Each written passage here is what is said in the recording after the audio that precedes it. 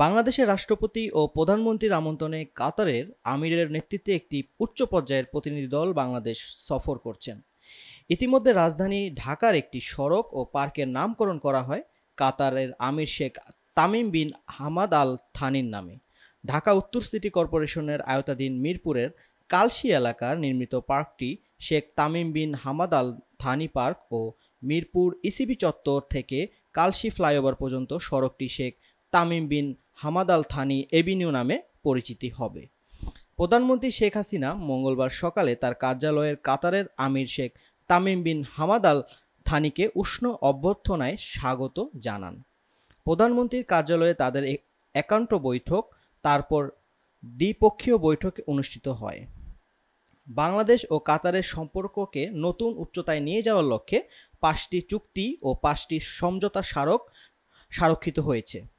আজ মঙ্গলবার প্রধানমন্ত্রীর কার্যালয়ে কাতারের আমির Sheikh Tamim bin Hamad Al Thani ও প্রধানমন্ত্রী শেখ হাসিনার বৈঠক শেষে এসব চুক্তি ও সমঝোতা স্মারকে সই হয়। কাতারের তরফে দেশটির পররাষ্ট্র প্রতিমন্ত্রী ও বাংলাদেশের পক্ষে সংশ্লিষ্ট বিভাগের মন্ত্রী ও প্রতিমন্ত্রী সহ প্রতিনিধিরা এসব চুক্তি ও সমঝোতা স্মারকে স্বাক্ষর করেন। এই সময় প্রধানমন্ত্রী শেখ হাসিনা ও কাতারের আমির Sheikh Tamim bin Hamad Al Thani উপস্থিত ছিলেন।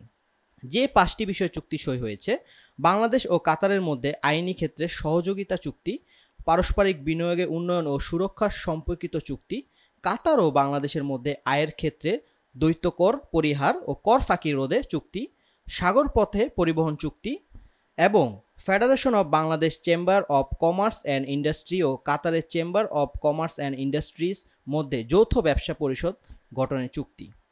৫টি সমঝোতা স্মারক হলো: বাংলাদেশ ও কাতারের মধ্যে ক্রীড়া ও যুবক্ষেত্রে সহযোগিতা বিষয়ক সমঝোতা স্মারক, কাতার ও বাংলাদেশের শ্রম মন্ত্রণালয়ের ক্ষেত্রে জনশক্তি কর্মসংস্থান ক্ষেত্রে বা সহযোগিতা সংক্রান্ত সমঝোতা স্মারক, বাংলাদেশ ও কাতারের মধ্যে কূটনৈতিক প্রশিক্ষণের সহযোগিতা বিষয়ক সমঝোতা স্মারক, বাংলাদেশ ও কাতারের মধ্যে শিক্ষা, উচ্চশিক্ষা ও বৈজ্ঞানিক গবেষণা ক্ষেত্রে সহযোগিতার জন্য সমঝোতা স্মারক এবং কাতার পোর্টস ম্যানেজমেন্ট কোম্পানি মাওয়ানি কাতার ও চট্টগ্রাম বন্দর কর্তৃপক্ষের মধ্যে সমঝোতা স্মারক। দুদিনের ঢাকা সফর শেষে দেশের উদ্দেশ্যে রওনা হয়েছেন কাতারের আমির Sheikh Tamim bin Hamad Al Thani.